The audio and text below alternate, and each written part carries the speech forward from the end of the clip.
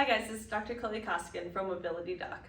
A progression of an RDL is an asymmetrical RDL. If you haven't seen the video for the 2-leg RDL, I suggest checking that out because that will give you a really good foundation for this exercise.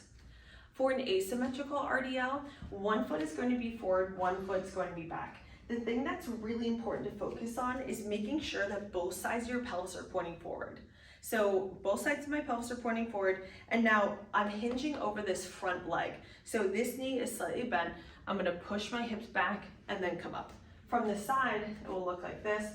My knees slightly bent, push my hips back, and then come up. The thing that we see most frequently happen is people will bend too much from their knee and also start to kind of twist at their hip.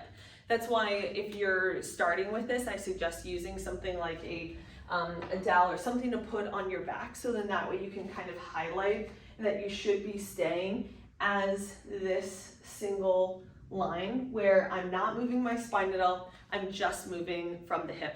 It's going to place a little bit more of a demand on that front hip. To make this a strengthening exercise, you can use dumbbells.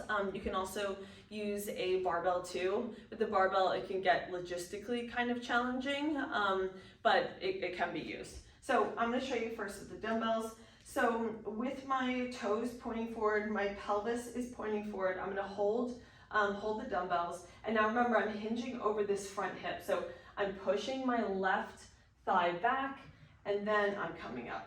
So left thigh back and up. The thing that I'm really trying to focus on is making sure that my spine and my shoulders aren't moving at all. So you're going to be tempted to kind of start to round a little bit, or the other thing that happens is people will kind of push back and bend this back knee too much.